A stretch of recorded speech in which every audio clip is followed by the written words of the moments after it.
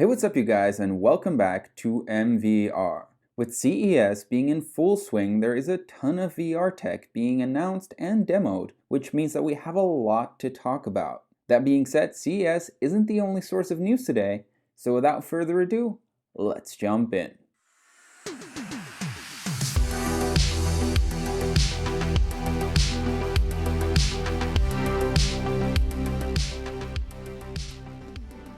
If we look back at 2020 in terms of VR, then we can see it was a very good year for Facebook and Oculus, especially with regards to the Quest. The then barely 1-year-old Quest 1 was achieving full maturity with an ever-growing content library, and with the advances made with Oculus Link, also managed to take on its own sibling, the Rift S. On top of that, we also saw the release of the Oculus Quest 2, which according to CEO Mark Zuckerberg, generated 5 times the number of pre-orders over the original. Not only that, but in less than 7 weeks, the Quest has also managed to surpass the original Quest's monthly active users and concurrent users according to Facebook. Now if we grab Steam survey data, we can also see that all of Facebook and Oculus's headsets combined make up roughly 51% of the total VR landscape, and that's without including all of the users who use their Oculus Quest as a standalone device exclusively. Looking at this data makes me a little bit anxious, to be honest. While it's undeniable that Oculus and Facebook have had a massive impact on the development of VR, having such a large market share in the hands of one party without any real form of competition is worrying. Some users, myself included, already took issue when Facebook started mandating linking your social Facebook account and your real identity to all of your Oculus purchases. Doing so not only created the horrible nightmare scenario in where your access to the devices that you yourself purchased could be restricted because of some dispute that happened on a social media platform, your right to privacy and your ability to remain anonymous online were taken from you. The discussion on the various moral and ethical problems that arise from this are probably best saved for another time. But what is clear is that Facebook and Oculus need actual competition, both in the standalone category as well as in their price range. What seems to be a possible competitor to the Quest 2 is this headset that appeared online just several days ago. While the headset itself doesn't appear to have an actual name yet, we know that it's being developed by a partnership of several Chinese companies that have also made VR headsets in the past. The initial impression I got when looking at this footage was, is that an Oculus Quest? The front part of the HMD looks strikingly similar in design in both overall volume as well as the camera placement on the device. On closer inspection, it becomes easy to tell though that the head strap is significantly different and closely resembles the one we've seen before on the Pico Neo 2, which is yet another Chinese-made standalone headset. Looking at this next screenshot though shows us that the internals of the device closely mirror those of the Quest 2, with a 2K resolution per eye, a Qualcomm Snapdragon XR2 chipset, and 6 GB of memory.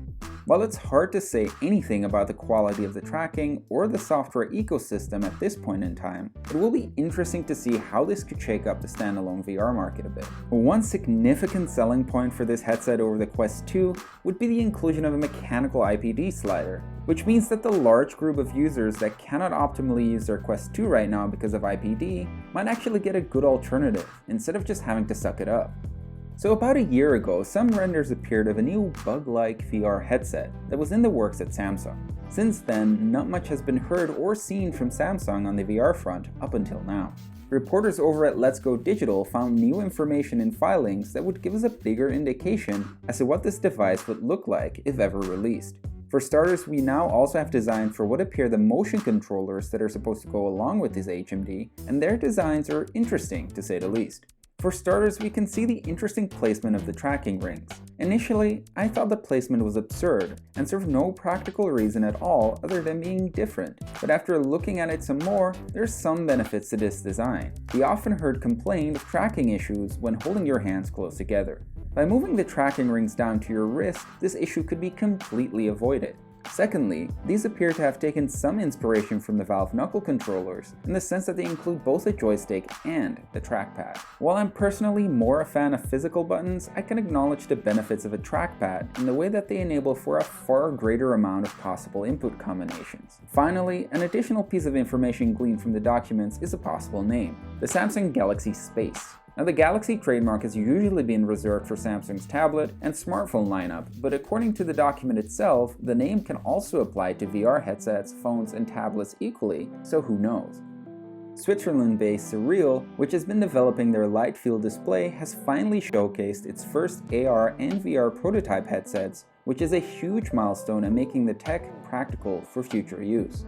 If you're not familiar with light field displays, let me give you a rundown. Every AR and VR headset on the market today uses a variety of tricks in order to make our eyes believe that rendered images are actually appearing in front of us. Most often, the technique used is stereoscopy, a 3D effect that creates the impression of depth by projecting a scene onto two separate flat planes at a fixed focal length. By slightly altering the camera angle on each image to match the position of our eyes, the illusion is completed. On top of the viewing angle, we also need to consider that our eyes are capable of focusing at different depths, which is something that's difficult to account for without eye-tracking technology, but even then, it won't keep light fields into account. While this technology has been demonstrated previously, we've only ever seen it in large desktop demos. Now, SURL has revealed its latest progress in shrinking down the technology by demonstrating its prototypes. The kicker is that SURL isn't actually planning on selling the headsets though, but instead is planning on selling the technology itself to partners to build into their own headsets.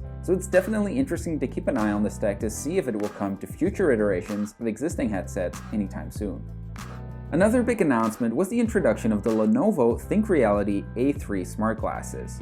While I don't think these will be quite suited for any kind of AR or VR gaming, they certainly provide for an interesting take on what a future office experience might look like. According to the announcement by Lenovo, the glasses should work with most PCs and even some select Motorola smartphones through a USB-C connection. The glasses are powered by Qualcomm's Snapdragon XR1 chipset, which enables the device to show up to 5 virtual displays for enhanced work productivity and for situations where users might want more privacy when looking at screens that contain sensitive information. A single 8-megapixel camera provides up to 1080p video for what Lenovo calls remote expert training, and a dual fisheye camera setup is used to handle room-scale tracking. While no price tag is known for the device as of yet, we do know that it will come in a standard PC edition and an industrial edition, which includes more durable frame options. Lenovo has announced that the ThinkReality A3 will be available in select markets worldwide starting somewhere in mid-2021, so expect some more updates in the next few months.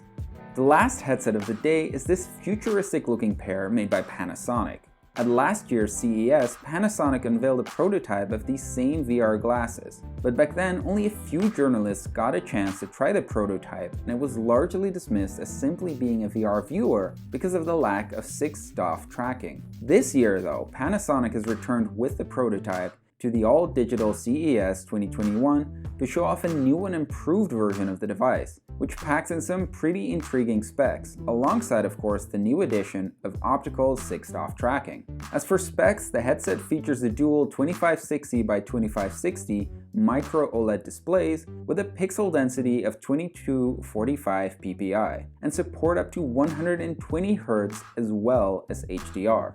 A very welcome feature for such a tight HMD is the fact that it has IPD adjustment and also includes built-in audio similar to what is offered on the Oculus Quest. While the exact field of view has not been specified yet, based on last year's model, it is estimated to be somewhere around 70 degrees. So despite not seeming to be very practical for VR gaming just quite yet, it's still interesting to see where the future of tiny and practical VR is headed.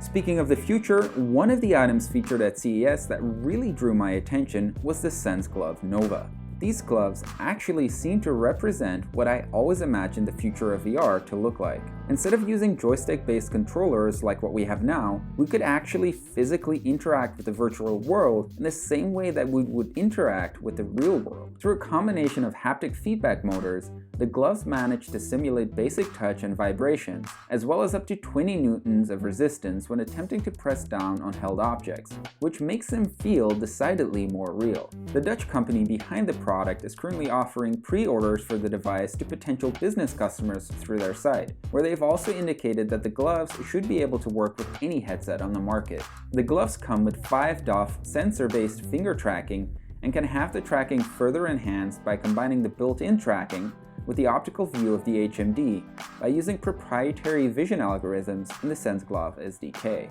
What this means exactly in terms of tracking is unknown, but I'm sure we'll find out soon enough considering the pre-orders for the devices are going on right now starting at €4,500. And that's all for CES coverage today. I'm curious to know which development had you the most interested and what kind of advancements you're still hoping to see. If you found this content useful, then don't forget to leave a like, and I will see you guys next time.